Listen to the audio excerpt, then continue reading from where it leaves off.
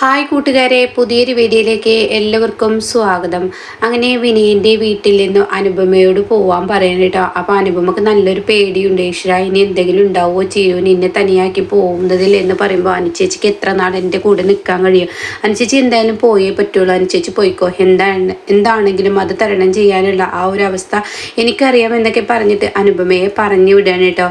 പിന്നീടാണെങ്കിലോ സത്യനിങ്ങനെ രാവിലെ എണീറ്റ് വരുമ്പോൾ ഇന്ദ്രനെ ഇങ്ങനെ ഷാമോളെ കൊഞ്ചിക്കുന്ന ആ ഒരു കാഴ്ചയായിരിക്കും കേട്ടോ. അത് കാണുമ്പോൾ സത്യന് വല്ലാത്തൊരു ഇത് തോന്നുകയാണ്. കാരണം തൻ്റെ അമ്മയോടോ വീട്ടിലുള്ള ആളുകളോടോ ഒന്നും ഇന്ദ്രൻ മിണ്ടുന്നില്ല. കുഞ്ഞുമായുള്ള കളിയും ചിരിയും മാത്രമേ ഉള്ളൂ കേട്ടോ. അങ്ങനെ മൊത്തത്തിൽ ഒരു സൈലൻ്റ് ആയി പോയി ആ ഒരു ഇത് കാണുമ്പോൾ ഉടൻ തന്നെ സത്യൻ്റെ അടുത്തോട്ട് വന്നിട്ട് തന്നെ പറയാണ്, സത്യട്ട, ഇന്ദ്രട്ടൻ്റെ മനസ്സ് നിറയെ വിച്ചുമോനാണ്. വിച്ചുമോന് മനസ്സിലുള്ളത് കൊണ്ടാണ് ശ്യാമമോളെ ഇതുവരെ ഇങ്ങനെ കൊഞ്ചിച്ചിട്ടില്ലാത്ത ഇന്ദ്രട്ടൻ കൊഞ്ചിക്കാൻ നിൽക്കുന്നത്. ഇന്ദ്രട്ടന് അത്രയും കുഞ്ഞിനെ കാണാനുള്ള ആ ഒരു തിടുക്കമുണ്ട്. അതുപോലെ തന്നെ ഇന്ദ്രട്ടനെ കടവിട്ടു പോകുമോ എന്നൊരു പേടിയുണ്ട്. അതുകൊണ്ട് തന്നെ ഇനി ഇന്ദ്രട്ടനെ രക്ഷിക്കാൻ സത്യേട്ടനെ മാത്രം വിചാരിച്ചാലേ നടക്കുള്ളൂ എന്നിങ്ങനെ പറയുമ്പോൾ ഉടൻ തന്നെ സത്യം പറയാൻ ഞാനെന്ത് ചെയ്യാനാണ്? തീർച്ചയായും സത്യേട്ടൻ എന്ന് വെച്ചാൽ അനുചേച്ചിക്ക് ജീവനാണ്, അനുവേടത്തേക്ക് വളരെ ഇഷ്ടവുമാണ്. അതുകൊണ്ട് തന്നെ സത്യേട്ടൻ്റെ വാക്കുകൾ ഒരിക്കലും അനുവേടത്തെ തള്ളിക്കളയില്ല എന്ന് പറയട്ടോ. ഇത് കേൾക്കുന്ന സത്യം പറയണേ, അത് നീ പറയുന്നത് പോലെ എന്നല്ല. അപ്പോഴേക്കും ഷാമു പറയണേ, ശരിയാണ് സോനെ, നീ പറയുന്നത് പോലെ എന്നല്ല. പഴയ അനുവേടത്തിയാണെങ്കിൽ ഞങ്ങൾക്ക് എല്ലാവർക്കും സംസാരിക്കാൻ ഒരു ധൈര്യമൊക്കെ ഉണ്ടായിരുന്നു. ഇന്ന് അനുവേടത്തിൻ്റെ കണ്ണുകളിൽ നോക്കുമ്പോൾ തന്നെ ഞങ്ങൾക്കൊരു ഭയമാണ് വരുന്നത് എന്നിങ്ങനെ പറയുമ്പോൾ ഉടൻ തന്നെ സോന പറയണത് അത് ശരിയാണ്. അപ്പോൾ തന്നെ സത്യം പറയുന്നുണ്ട്, എന്തായാലും എനിക്കിപ്പോൾ ഈ അനുവേടത്തിയോട് സംസാരിക്കാൻ എനിക്ക് കഴിയില്ല. കാരണം ഒരു പക്ഷേ ഞാൻ അനുവേടത്തിയോട് സംസാരിക്കാൻ പോയി കഴിഞ്ഞാൽ അനുവേടത്തെ എന്നെ ധിക്കരിച്ച് എന്തെങ്കിലും ഒരു വാക്കുകൾ പറഞ്ഞു കഴിഞ്ഞാൽ പിന്നെ എൻ്റെയും അനുവേടത്തിയുടെയും മനസ്സിനതൊരു വിഷമമാവും. അതിൽ നല്ലത് അനന്തമാഷിനെ കണ്ട് സംസാരിച്ചൂടെ എന്ന് പറയട്ടെ. അത് കേൾക്കുന്ന ഷാമു പറയണേ, അത് ശരിയാണ്, മാഷിനെ കണ്ട് സംസാരിച്ച മാഷിനാണ് എല്ലാത്തിനും ഒരു മനസ്സിന് അലിവുള്ളത്. അതുകൊണ്ട് തന്നെ മാഷിനോട് തന്നെ കാര്യങ്ങൾ കണ്ട് സംസാരിക്കായിരിക്കും ഏറ്റവും നല്ലത് എന്ന് തീരുമാനം എടുക്കാനായിട്ടാണ്. ഈ സമയം ശ്യാമ മോളെ ഇങ്ങനെ കൊഞ്ചിച്ചുകൊണ്ട് ഇന്ദ്രൻ ഇങ്ങനെ വീണ്ടും അച്ഛൻ്റെ മോളെ എന്നൊക്കെ അറിയാതെ ഇങ്ങനെ വിളിച്ചു പോവാണിട്ട്. അപ്പോൾ ഈ ഒരു അവസ്ഥ കണ്ടിട്ട് വല്ലാത്തൊരു വിഷമം ഇവർക്ക് തോന്നുകയാണ്. അപ്പോഴും സുശീലക്ക് അതൊന്നും വിലയില്ല. കാരണം സുശീല രാവിലെ തന്നെ അമ്പലത്തിലോട്ട് പോയിരിക്കുകയാണ്. കാരണം സുശീലയുടെ കാര്യങ്ങൾ നടക്കണം, അതാണ് സുശീലയുടെ ആവശ്യം കേട്ടോ. എന്നാൽ ഈ സമയം സുശീല അമ്പലനടയിൽ എത്തുമ്പോൾ കാണുന്ന കാഴ്ച താൻ തേടിയ വള്ളി തന്നെ കാലിൽ ചുറ്റിയതുപോലത്തെ ആ ഒരു അവസ്ഥയാണ് കേട്ടോ. അവരെ കാണുമ്പോൾ സച്ചിയെയും സച്ചിയുടെ കുടുംബത്തെയും കാണുമ്പോൾ ഈശ്വര, എൻ്റെ മുന്നിലോട്ട് ദൈവം എല്ലാം ഇട്ട് തരുന്നുണ്ടല്ലോ, ആ ഒരു സന്തോഷത്തിൽ അവരുടെ മുന്നിലോട്ട് ചെല്ലാണ് കേട്ടോ. ഇതേ സമയം ഇവരാണെങ്കിൽ കാണാൻ പാടില്ലാത്തതിനെ തന്നെ കണ്ടു. സത്യേട്ടാ, നമുക്ക് വേഗം പോവാം, അവരുടെ വാക്ക് മൂർച്ചയുള്ള നാക്കാണ് അവരുടേത്, അത് ശരിക്കും കഴുത്തിൽ തട്ടിയതുപോലെ തന്നെ ആവും, മുറിവേൽക്കും, അതുകൊണ്ട് നമുക്ക് പോവാം നമ്മുടെ മോളെയും കൊണ്ട് എന്ന് പറഞ്ഞിട്ട് അവരെ കണ്ടിട്ട് ഒരു അക്ഷരം മിണ്ടാതെ പോകുമ്പോൾ, അതെന്താ സച്ചി സാറേ, എന്നെ കാണുമ്പോൾ നിങ്ങൾ പെട്ടെന്ന് ഓടി ഒളിക്കുന്നത് പോലെ. അത് കേട്ട സച്ചി പറയാൻ, നിങ്ങളെ കാണുമ്പോൾ ഞങ്ങൾക്ക് ഓടി ഒളിക്കേണ്ടത് ആവശ്യമൊന്നുമില്ല, നിങ്ങളുമായി സംസാരിക്കാൻ യാതൊരുവിധ താല്പര്യവും ഇല്ല എന്ന് പറയട്ടെ. അത് കേട്ടോടെ തന്നെ, അതെന്താ ഇപ്പം അങ്ങനെ, എന്നുമായി സംസാരിക്കാൻ താല്പര്യമില്ലെന്ന് ഒരു കാലത്ത് നിങ്ങൾ എൻ്റെ മുന്നിലോട്ട് വരികയായിരുന്നല്ലോ, എൻ്റെ മകനെ ഇവളുടെ കഴുത്തിൽ താലി കെട്ടണം എന്നൊക്കെ പറഞ്ഞ്. അത് കേൾക്കുന്ന സച്ചി പറയണതൊക്കെ കഴിഞ്ഞ കഥ, ആ കഥ ഇവിടെ റിപ്പീറ്റ് ചെയ്യണം.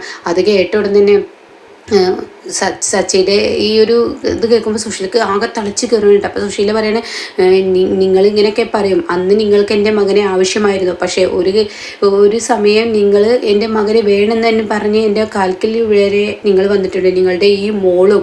പക്ഷേ എന്ന് പറയുമ്പോഴേക്കും എന്ത് പറയണേ, നിങ്ങളുടെ മരുമകളായി വരുന്നത് എനിക്ക് യാതൊരുവിധ ഇഷ്ടവുമില്ല. സത്യേട്ടനെ എനിക്ക് ഇഷ്ടമാണ്, സത്യേട്ടനെ ഇപ്പോഴും എനിക്ക് ഇഷ്ടമാണ്, സത്യേട്ടനെ ഒഴിവാക്കാൻ എന്നെ കൊണ്ട് കഴിയുകയുമില്ല. പക്ഷെ അങ്ങനെയല്ല, നിങ്ങളെ എനിക്ക് തീരെ ഇഷ്ടമല്ല. നിങ്ങളുടെ മരുമകളാവുന്നതിൽ നല്ലത് വേറെ ആരുടെയെങ്കിലും മരുമകളായിക്കോട്ടെ എന്നാണ് ഞാൻ കരുതിയത് എന്നൊക്കെ ഇങ്ങനെ പറയാനിട്ട്. അത് കേട്ട ഉടനെ സുശീല പറയണേ, ഇത് കൊള്ളാലോ, കോട്ടും സൂട്ടും ഇട്ട് വന്നവൻ അങ്ങ് മദാമയുടെ കൂടെ വരുന്നത് വരെ നിനക്ക് എന്നുമായുള്ള മരുമകളാവാൻ ഇഷ്ടമുണ്ടായിരുന്നല്ലോ, അതുവരെ നിനക്ക് സത്യം താലി കെട്ടണം എന്നുണ്ടായിരുന്നല്ലോ, കോട്ടും സൂട്ടും ഇട്ട് വന്ന അവനെ കണ്ടപ്പോൾ നിനക്കങ്ങ് വല്ലാതെ അങ്ങ് ബോധിച്ചൂലേ, അപ്പോൾ എൻ്റെ മരുമകളാവുന്നത് നിനക്ക് ഇഷ്ടമില്ലാതായില്ലേ എന്നൊക്കെ പറഞ്ഞ് പരിഹസിച്ച് ചിരിക്കുകയാണ്.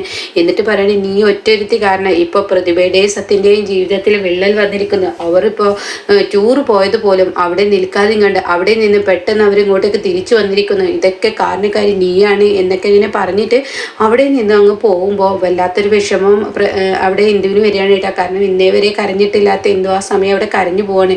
ഈ സമയം സാവിത്രി പറയണേ, ദേ സച്ചേട്ട, അവരുടെ വാക്കുകൾ വല്ലാതെ മൂർച്ചയേറുന്നു, നമ്മുടെ കുഞ്ഞ് രാഹുൽ പോലും അവളെ ഇത്രയും പീഡനം ചെയ്തിട്ടും അന്ന് പോലും കരയാത്ത നമ്മുടെ കുഞ്ഞ് ഇപ്പോഴും കരഞ്ഞിട്ടുണ്ടെങ്കിൽ അത്രയും നെഞ്ചി തിറക്കുന്ന വാക്കുകളാണ് പറഞ്ഞത്. എന്തൊക്കെ ഇങ്ങനെ പറയുമ്പോൾ ഉടൻ തന്നെ സച്ചി പറയണ ആ സ്ത്രീയോട് സംസാരിച്ചിട്ട് കാര്യമില്ല, അതിൻ്റെ നാക്കിന് എല്ലില്ലെന്ന് കരുതി അത് പലതും പറയും, അങ്ങനെ ഒരു സാധനമാണ് എന്നും പറഞ്ഞ് അവിടെ നിന്ന് പോവാണ് കേട്ടോ.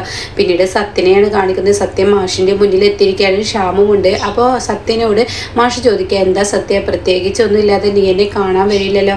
അത് കേട്ട ഉടനെ തന്നെ സത്യം പറയണം, ഞാനൊന്നും മറച്ചു വെക്കുന്നില്ല, സാറിനെ കാണാൻ വന്നത് അതിന് അതിൻ്റെതായ ഒരു കാര്യം തന്നെയുണ്ട് മാഷ് എന്നിങ്ങനെ പറയണ്ട. അത് കേട്ട ഉടനെ തന്നെ മാഷ് പറയണത്, വളച്ചു കെട്ടില്ലാതെ എന്ത് കാര്യം നിനക്ക് എന്നോട് പറയാൻ സത്യ, ഞാനും നീയുമായുള്ള ബന്ധം എന്നും അതുപോലെ തന്നെയായിരിക്കും. നിന്റെ ഏട്ടനുമായി ആണല്ലോ ഇപ്പോൾ ഞങ്ങളുടെ ബന്ധമില്ലാതെ ആയിരിക്കുന്നത്. അത് കേട്ടോടെ തന്നെ അത് ഏട്ടൻ്റെ കാര്യം പറയാൻ തന്നെയാണ് ഇങ്ങോട്ടേക്ക് വന്നിരിക്കുന്നത്.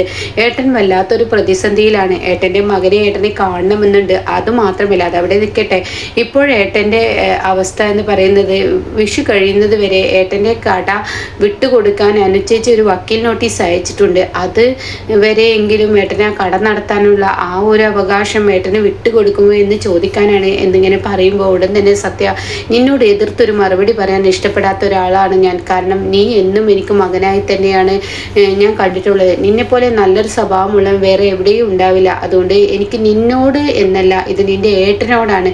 എൻ്റെ മകളെ ഇന്ന് എൻ്റെ മകളല്ലാതാക്കി മാറ്റിയതും അവൾക്കിടയിൽ ഒരു ഊർജം കൊടുത്തതും ഇതൊക്കെ നീയും നിന്റെ അമ്മയും നിന്റെ ഏട്ടനുമാണ്.